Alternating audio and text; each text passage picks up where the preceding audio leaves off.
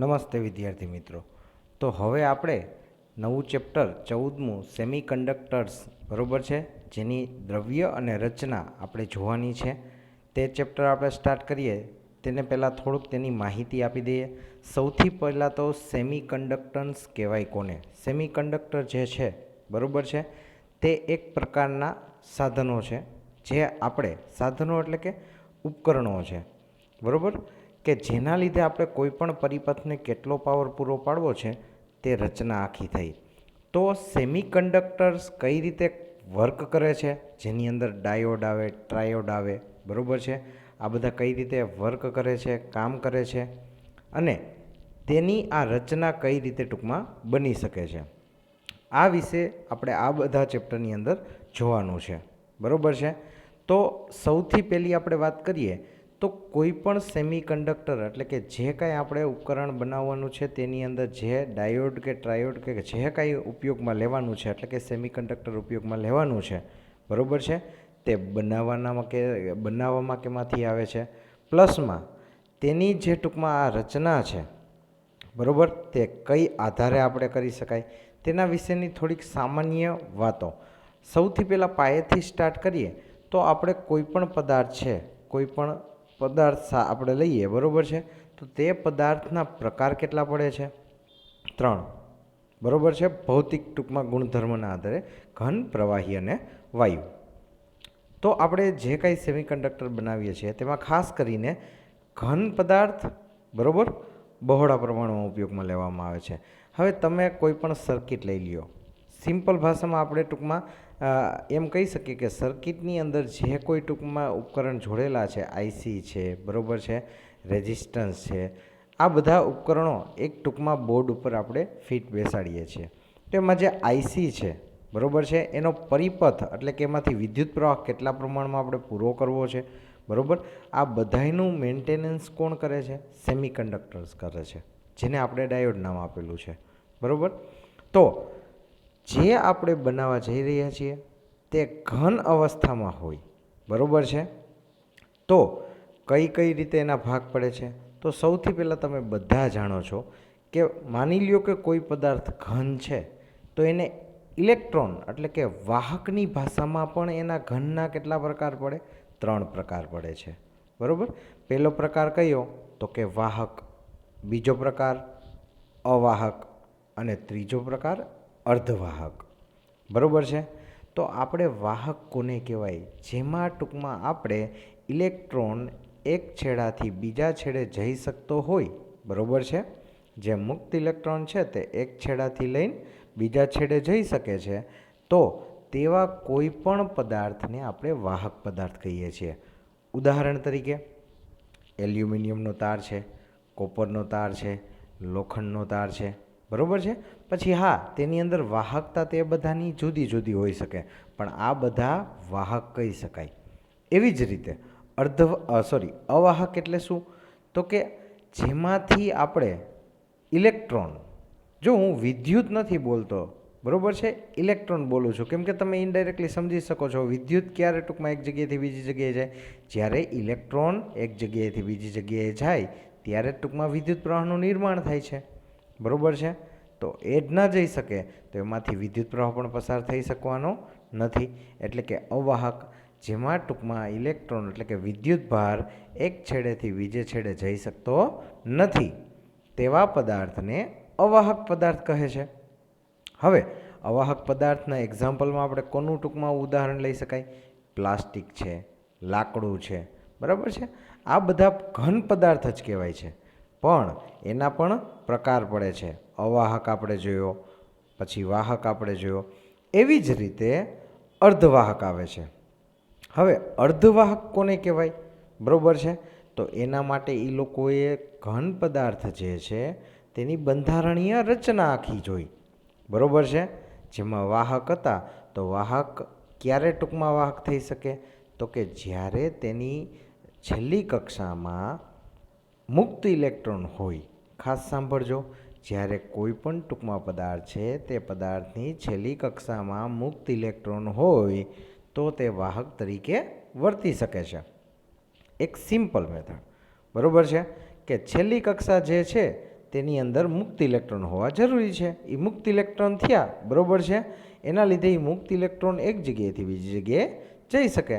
એનો મતલબ એક જગ્યાએથી બીજી જગ્યાએ ગયા તો તે વાહક તરીકે વર્તી શકે છે, બરાબર છે. એવી જ રીતે અવાહક પદાર્થ એટલે જેની ટૂંકમાં છેલ્લી કક્ષામાં કોઈ ઇલેક્ટ્રોન ના હોય, બરાબર છે, એવા પદાર્થને આપણે અવાહક કહી શકાય. એવી જ રીતે અર્ધવાહક, બરાબર છે, કે જેની છેલ્લી કક્ષામાં તમે બધા જાણો છો આપણે જે કક્ષા ટૂંકમાં ભરાય છે ઇલેક્ટ્રોનની, તે કઈ રીતે ભરાય છે? તો પહેલી કક્ષામાં કેટલા ઇલેક્ટ્રોન સમાય? 2.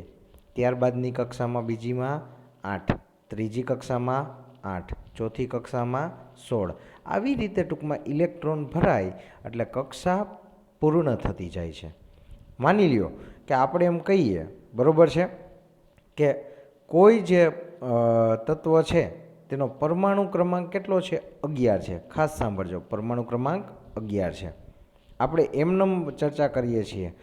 11 હોય તો તેની પહેલી કક્ષામાં 2 ઇલેક્ટ્રોન સમાણા, બીજી કક્ષામાં 8 ઇલેક્ટ્રોન સમાણા, 2 ને 8 10 થયા.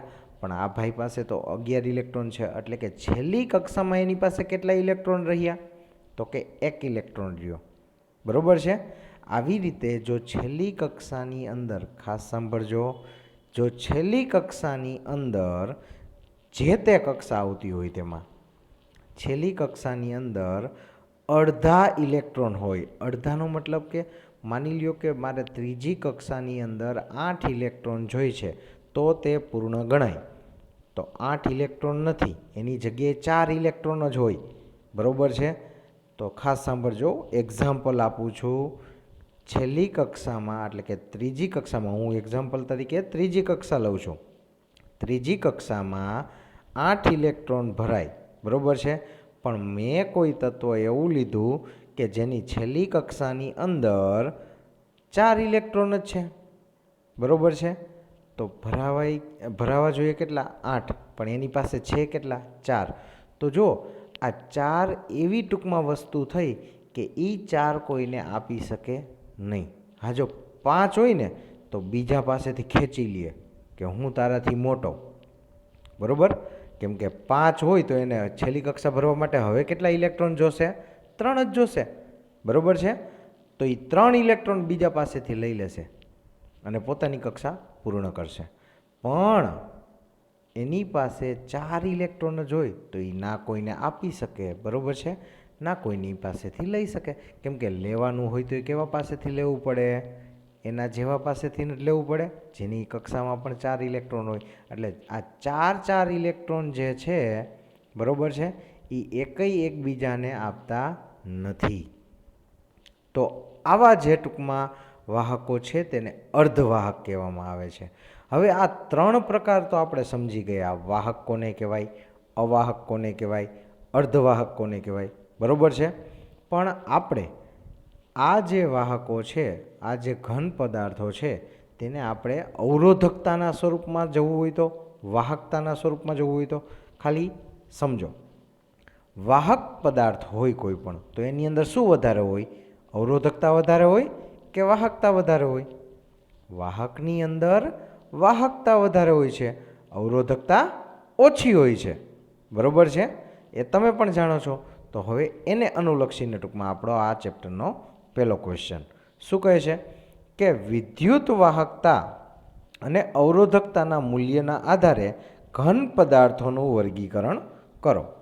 તો સૌથી પહેલાં તો આપણને વાહકતા વિશે અને અવરોધકતા વિશે ખ્યાલ હોવો જોઈએ.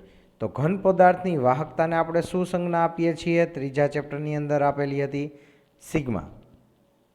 અને અવરોધકતાને રો કહેતા હતા, બરાબર છે. તો ખાસ સમજો, વાહકતાનો મતલબ શું થાય? કે ઇલેક્ટ્રોન પસાર થઈ શકે છે આરામથી. અવરોધકતાનો મતલબ શું થાય? ઇલેક્ટ્રોનને રોકે છે, બરાબર છે. તો ધાતુની અંદર ખાસ સાંભળજો, ધાતુ એટલે કે હું વાહક તરીકે લઉં છું ધાતુમાં, તો જે ધાતુ છે તેની અવરોધકતા કેવી હશે? 10⁻² ઓહમથી 10⁻8 ઓહમ. જોઈજો, અવરોધકતા કેવી થઈ? ઓછી થઈ. અવરોધકતા ઓછી થાય તો વાહકતા શું થઈ જાય? વધી જાય, બરાબર. તો વાહકતા વધીને કેટલી છે? 10⁻²થી લઈને 10⁸ રેડી. એટલે ધાતુ એનો મતલબ કે વાહક પદાર્થ, તેની અંદર જે અવરોધકતા છે તે ઓછી છે અને વાહકતા છે તે વધારે હોય છે. એવી જ રીતે અર્ધવાહકની અંદર આપણે જોઈએ તો અર્ધવાહકની અંદર અવરોધકતા હોય છે 10⁻5થી 10⁶, બરાબર છે. અને સામે તેની વાહકતા કેટલી હોય છે? 10⁵થી 10⁻6. બંનેનું પ્રમાણ સરખું જ છે, એટલે તેને શું કહેવામાં આવે છે? તો કે અર્ધવાહક કહેવામાં આવે છે. કઈ રીતે પ્રમાણ સરખું મળ્યું? જો અહીંયા -5થી ચાલુ થાય તો વાહકતા +5થી ચાલુ થાય, પછી 10⁶થી પૂર્ણ થાય અવરોધકતા તો 10⁻6થી વાહકતા પૂર્ણ થાય છે, બરાબર છે. એટલે આ રીતે ગેપ એનો છે. ચાલો, એવી જ રીતે અવાહક આપણે જોઈએ. અવાહક, બરાબર છે. તો અવાહકની અંદર અવરોધકતા કેટલી છે? 10⁻11થી લઈને 10⁻19. એટલે અવરોધકતા વધી ગઈ. એટલે આપણે પરમાણુ ભાર, બરાબર છે, જેને આપણે વિદ્યુત ભાર કહીએ છીએ, જેને આપણે ઇલેક્ટ્રોન પણ કહેવાય, તે આસાનીથી એક જગ્યાએથી બીજી જગ્યાએ જઈ શકતો નથી. શું કામ નથી જઈ શકતો? અવરોધકતા વધારે છે. અવરોધકતા વધારે હોય તો વાહકતા આપોઆપ ઘટી જાય, કેમ કે અવરોધકતાનું વ્યસ્ત જ કોણ છે? વાહકતા છે, બરાબર છે. તો આવી રીતે આપણે 3 પ્રકાર પાડ્યા. કોના આધારે? તો કે અવરોધકતા અને વાહકતાના આધારે, બરાબર છે. ત્યારબાદ શું કહે છે કે અવરોધકતા અને વાહકતાના આપેલા મૂલ્યો ફક્ત પરિમાણ દર્શાવે છે, એટલે કે મૂલ્ય દર્શાવે છે, જે આ સીમાઓની બહાર પણ હોઈ શકે છે, બરાબર છે. એટલે જે આ લિમિટેશન આપેલી છે એની બહારે પણ ક્યારેક જોવા મળે છે એનો મૂલ્ય. અવરોધકતા અથવા તો વાહકતા, આ સાપેક્ષ મૂલ્યો જ ધાતુઓ, અવાહકો અને અર્ધવાહકોને એકબીજાથી જુદા પાડવા માટેનો માપદંડ નથી. ખાલી એવું નથી કે આપણે અવરોધકતા અને વાહકતાના આધારે જ એને છૂટા પાડી શકીએ, પરંતુ તેની કાર્યશૈલી, બરાબર છે, તે કઈ રીતે વર્ક કરે છે તેના આધારે પણ તેને છૂટા પાડવામાં આવે છે. પણ આપણે અહીંયા ટૂંકમાં અત્યારે વાહકતા અને અવરોધકતાના આધારે છૂટા પાડેલા છે. ચાલો, ત્યારબાદનો આપણે નેક્સ્ટ પોઈન્ટ જોઈએ ચેપ્ટરનો. શું કહે છે? જો ખાસ સાંભળજો. વાહકતા તો આપણે જોઈ લીધી, અવાહક પણ જોઈ લીધું, બરાબર છે. તે સામાન્ય રચના થઈ. પણ અર્ધવાહકમાં હું કાંઈક એવો ચેન્જ કરું કે જેના લીધે મને રોજિંદા જીવનની અંદર ટૂંકમાં વધારે ફાયદો થાય, બરાબર છે. તો એના માટે અર્ધવાહકો ઉપર હવે પ્રયોગો કરવામાં આવ્યા. અને જે સેમિકન્ડક્ટર બનાવવામાં આવે છે તે અર્ધવાહક થ્રુ જ બનાવવામાં આવે છે. તેના જુદા જુદા આપણે ઉદાહરણ પણ જોશું, બરાબર છે. પણ અહીંયા પ્રશ્ન શું કહે છે કે અર્ધવાહકોનું વર્ગીકરણ આપો અને દરેકના ઉદાહરણ લખો, બરાબર છે. હવે અર્ધવાહકોનું વર્ગીકરણ જે કરવામાં આવે છે એટલે કે એના પણ ભાગ પડે, જેની અંદર મેં તમને એક એક્ઝામ્પલ સરસ મજાનું હમણાં આપેલું હતું. શું કે જેની બહારની કક્ષામાં અડધા ઇલેક્ટ્રોન હોય, બરાબર છે. ઉદાહરણ તરીકે આપણે લીધું હતું ત્રીજી કક્ષાની અંદર 8 ભરાવા જોઈએ, એની જગ્યાએ 4 જ હતા, બરાબર છે. એ તત્વનું નામ છે સિલિકોન. આપણે સિલિકોનની વાત કરેલી હતી, બરાબર. એ કોઈને 4 પોતાના આપી નથી શકતો, અને એને કોઈક 4 આપે તો એ તત્વ કયું હોય? સિલિકોન ખુદ જ હોય, બીજું જ, બરાબર છે, કે જેની કક્ષામાં 4 ઇલેક્ટ્રોન છે. તો આવી રીતે આપણે જોઈએ, બરાબર. તો પ્રાથમિક અર્ધવાહકો કોને કહેવામાં આવે છે? તો કે સિલિકોન અને જર્મેનિયમને કહેવામાં આવે છે. આપણે આખા ચેપ્ટરની અંદર જે કાંઈ પરિપથ રચના તૈયાર કરવાની છે તે સિલિકોન અને જર્મેનિયમ ઉપરના પ્રયોગો થ્રુ જ બનેલી છે, બરાબર છે. બીજા ઘણા બધા ટૂંકમાં એવા પ્રયોગો થયા છે, પણ તે આપણી ટેક્સ્ટ બુકની બહારની વસ્તુ છે. આપણે કોના વિશે સ્ટડી કરવાનું છે? તો કે સિલિકોન અને જર્મેનિયમ. રેડી? તો ટૂંકમાં આપણે 2 ભાગ પડે છે. પહેલો ભાગ છે પ્રાથમિક અર્ધવાહકો. પ્રાથમિક અર્ધવાહકોમાં કોણ કોણ આવે છે? તો કે સિલિકોન અને જર્મેનિયમ. એવી જ રીતે બીજો જે અર્ધવાહક છે તેને મિશ્ર અર્ધવાહક કહેવામાં આવે છે. મિશ્ર અર્ધવાહકની અંદર કેટલા ભાગ પડે છે? 3 ભાગ પડે છે, જેમાં પહેલો ભાગ છે અકાર્બનિકો એટલે ઇનઓર્ગેનિક, જે ઇનઓર્ગેનિક ટૂંકમાં વસ્તુઓ છે, જે તત્વો છે તેને મિક્સ કરીને, અથવા તો એમ પણ કહી શકાય મિશ્ર અર્ધવાહકો એટલે શું, તો કે કોઈ એક સંયુક્ત ના હોય તત્વ, તેની અંદર બીજા ટૂંકમાં તત્વો ભળેલા હોય, બરાબર છે, અને આપણે અર્ધવાહક જેવી રચના બનાવીએ તો તેને આપણે મિશ્ર અર્ધવાહકો કહીએ છીએ. એની અંદર અકાર્બનિકો જે છે, પછી કાર્બનિકો એટલે કે ઓર્ગેનિક, એન્થ્રાસીન, અશુદ્ધિઓ ઉમેરેલા થેલોસાયનાઇન્સ વગેરે. ટૂંકમાં થેલોસાયનાઇન્સ આપણે પ્રોપર ચોખ્ખું નથી લેવાનું, એની અંદર શું ઉમેરેલું હોવું જોઈએ, તો કે અશુદ્ધિઓ ઉમેરેલી હોવી જોઈએ. આના ઉપરથી એક સરસ મજાનું એક્ઝામ્પલ આપું, બરાબર છે. તમે શુદ્ધ પાણી લ્યો, પ્યોર H2O, પ્યોર H2O વાહક છે કે અવાહક છે? તમને બધાને તે પ્રશ્નનો જવાબ આવડે જ છે. શુદ્ધ H2O અવાહક છે, એટલે કે તેમાંથી વિદ્યુત પ્રવાહ પસાર થઈ શકતો નથી. પણ એ જે શુદ્ધ પાણી છે H2O, એની અંદર હું શું ઉમેરું? અશુદ્ધિઓ, એટલે કે તેના સિવાયના બીજા તત્વો ઉમેરું, બરાબર છે. કેલ્શિયમ છે, મેગ્નેશિયમ છે, બરાબર, સોડિયમ છે, ખાસ કરીને તો સોડિયમ ક્લોરાઇડ, બરાબર છે, એટલે કે મીઠું. પાણીની અંદર તમે સોડિયમ ક્લોરાઇડ નામની ટૂંકમાં જે કાંઈ અશુદ્ધિ ઉમેરો છો તો એ પાણી કેવું બની જાય છે? વાહક બની જાય છે. કેમ કે અશુદ્ધિઓ પણ અહીંયા કામમાં આવે છે, જે આપણા ઇલેક્ટ્રોનને એક જગ્યાએથી બીજી જગ્યાએ લઈ જાય છે. તો એવી જ રીતે અહીંયા થેલોસાયનાઇન્સ છે, બરાબર છે, એ ટૂંકમાં પ્યોર લેવાનું નથી, કેવું છે? અશુદ્ધિવાળું છે.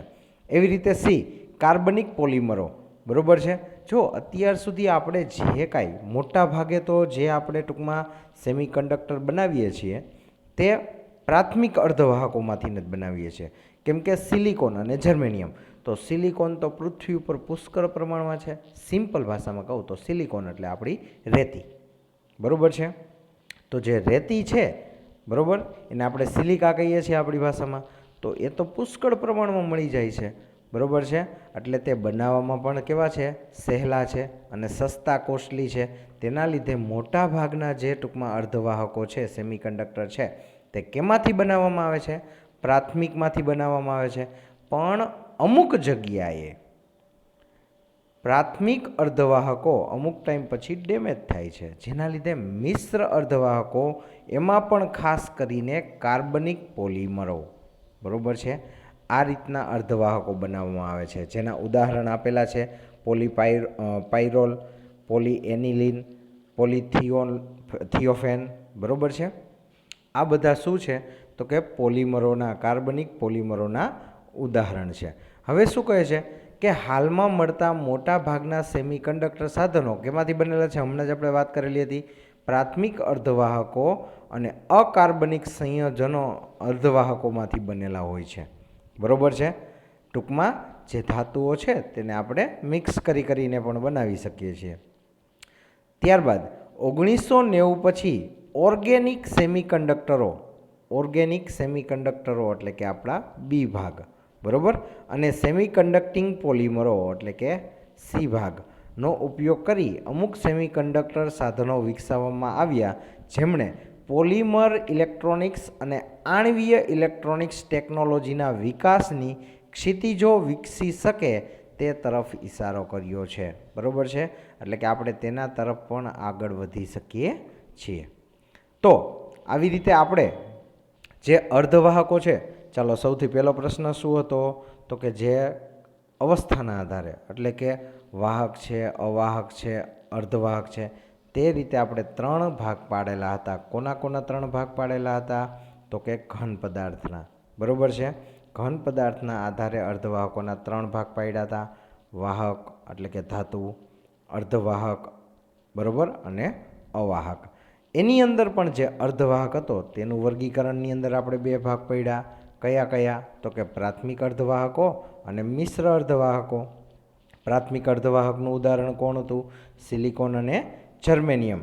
એવી રીતે બીજો જે ભાગ છે મિશ્ર અર્ધવાહકો, કોણ કહેવાય? તો કે અકાર્બનિકો, પછી કાર્બનિક અને કાર્બનિક પોલિમરો. આ મિશ્ર અર્ધવાહકોના ઉદાહરણ છે. આટલી બધી ચર્ચા કર્યા બાદ એક પ્રશ્ન તો થાય કે જે આ અર્ધવાહકો છે તે આપણે અગત્યનું છે, આપણે ભણવાના છીએ તેના વિશે. તો તેના વિશે થોડીક પાયાની, જો આ પાયાની વાત જ હતી, મુક્ત ઇલેક્ટ્રોન છે તો આ વસ્તુ થાય, બાકી વસ્તુ થાય નહીં. બરાબર છે, મુક્ત ઇલેક્ટ્રોન હોવા જોઈએ. હવે તે મુક્ત ઇલેક્ટ્રોનને આધારે આપણે એના બે ભાગ કરીએ છીએ. બરાબર છે, એક રચના કરીએ છીએ. ચાલો, આ જે એરિયો છે આની અંદર ઇલેક્ટ્રોન પડેલા છે, જે મુક્ત ઇલેક્ટ્રોન છે ને તે આ કક્ષામાં પડેલા છે. રેડી, આ મુક્ત ઇલેક્ટ્રોન છે. એવી જ રીતે આ કક્ષા સુધી તેને જવું છે. ખાસ સાંભળજો આખી ચર્ચા. આને કહેવાય કંડક્શન બેન્ડ, આને કહેવાય વેલેન્સ બેન્ડ. અને કંડક્શન બેન્ડ અને વેલેન્સ બેન્ડ વચ્ચેનો જે ગેપ છે એ ગેપને કહેવાય બેન્ડ ગેપ અથવા તો ફોરબિડન ગેપ. હવે આ છે શું? હું તમને એક વસ્તુ કહું, આ ન્યુક્લિયસ પડેલો છે, તેની આજુબાજુમાં કક્ષા છે, આ એના પછીની કક્ષા.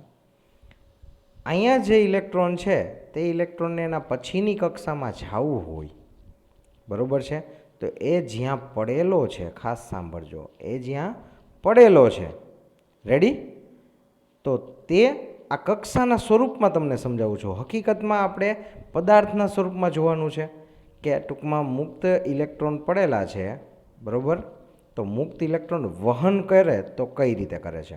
માની લો કે કોઈ ઇલેક્ટ્રોન અહીંયા પડેલો છે, એ ઇલેક્ટ્રોનનું બીજું સ્થાન અહીંયા છે, તો આ ઇલેક્ટ્રોનને સીધો અહીંયાથી અહીંયા જવું હોય, રેડી, તો આ ગેપને પસાર કરવો પડે.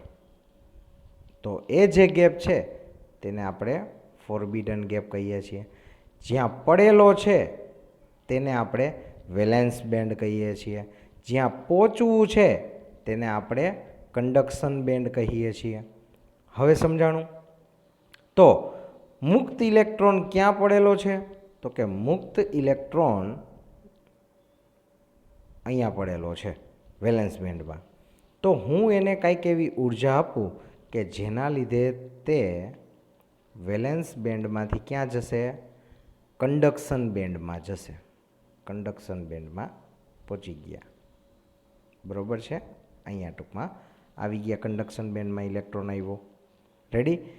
તો એ જે વાહક છે, જે ધાતુ છે, તેના અનુસંધાનમાં આપણે જોઈએ તો આ ગેપ ખૂબ જ નાનો હોય છે, એટલે કે એકદમ નજીક નજીક હોય, એટલે ઇલેક્ટ્રોન આરામથી વેલેન્સ બેન્ડમાંથી કંડક્શન બેન્ડમાં જઈ શકે, બરાબર છે. તો આ જે વેલેન્સ, જે ફોરબિડન ગેપ છે તે ખાસ સાંભળજો, ધાતુ એટલે કે જે વાહક હતું તેની વચ્ચે કેવું હોય છે ફોરબિડન ગેપ? ખૂબ જ નાનો હોય છે. શું કામ નાનો હોય છે? એટલે ઇલેક્ટ્રોન એક જગ્યાએથી બીજી જગ્યાએ આરામથી જઈ શકે છે, બરાબર. બીજી વસ્તુ, હવે આ જ વસ્તુ, આ ગેપ ખૂબ જ મોટો હોય તો, આ ગેપ ખૂબ જ મોટો હોય, બરાબર છે, તો ઇલેક્ટ્રોન અહીંયાથી અહીંયા જઈ શકતો નથી, એટલે કે વેલેન્સ બેન્ડમાંથી કંડક્શન બેન્ડમાં જઈ શકે નહીં. જો વેલેન્સ બેન્ડમાંથી કંડક્શન બેન્ડમાં નથી જઈ શકતો તો એ વહન કરી શકે નહીં, બરાબર, પરિપથ પૂર્ણ કરી શકે નહીં, એટલે તે થયું આપણું અવાહક, જેની અંદર ફોરબિડન ગેપ અથવા તો બેન્ડ ગેપ મોટો હોય છે, બરાબર છે, તેને આપણે અવાહક કહીએ છીએ. ઇલેક્ટ્રોન વેલેન્સ બેન્ડમાંથી કંડક્શન બેન્ડમાં જઈ શકતો નથી, એટલે એ અવાહક થયું. હવે આ ગેપ નાનો હોય એટલે કે ઈસી અને વીસી બંને નજીક નજીક હોય એટલે ઈજી નાનો થઈ ગયો, બરાબર છે. ફોરબિડન ગેપ કેવો થઈ ગયો? નાનો, તો તેને વાહક કહે છે, બરાબર. તો હવે આના આધારે આપણે એક વસ્તુ જોવાની છે, બરાબર છે. એના પછીનો જે પોઈન્ટ છે તે શું કહે છે કે સ્ફટિકોમાં ઉર્જાપટ, વેલેન્સ બેન્ડ અને કંડક્શન બેન્ડની સમજૂતી આપો. તો હમણાં મેં તમને જે સમજાવ્યું બરાબર છે તે જ વસ્તુ આની અંદર છે. શું કહે છે? કેટલાક ઘન પદાર્થો સ્ફટિકમય બંધારણ ધરાવે છે, એટલે કે તેમાં અણુઓ કે પરમાણુઓ નિયમિત રીતે ગોઠવાયેલા હોય છે. જેમ મેં તમને કીધું એમ વેલેન્સ બેન્ડની અંદર ટૂંકમાં મુક્ત ઇલેક્ટ્રોન ગોઠવાયેલા હોય છે. જ્યારે પરમાણુઓ નજીક નજીક ગોઠવાયેલા હોય ત્યારે કોઈ એક પરમાણુની પડોશના તેમજ દૂર રહેલા પરમાણુ સાથે આંતરક્રિયા કરે છે. આથી પરમાણુઓના ઇલેક્ટ્રોનની ઉર્જા બદલાય છે. એટલે કે જો નજીક નજીક ઇલેક્ટ્રોન ગોઠવાયેલા હોય તો એકબીજા ઉપર અસર લગાડે છે. બરાબર છે. ત્રીજો પોઈન્ટ, પરમાણુની અંદરની કક્ષામાં આવેલ ઇલેક્ટ્રોન્સ ન્યુક્લિયસ સાથે જકડાયેલા હોવાથી તેમની ઉર્જા સ્તરમાં ખાસ ફેર પડતો નથી.